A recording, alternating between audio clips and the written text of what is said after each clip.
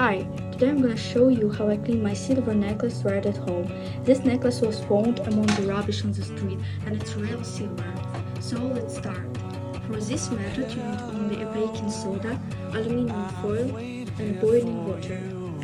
First you need to put a couple of spoons of soda and a piece of foil in a glass or a deep plate.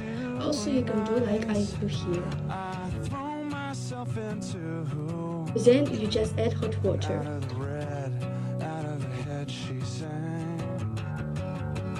Now we just wait 15-20 minutes. You can see that the water has changed its color. You can do it all over again for better result. So I can breathe you in, hold you in.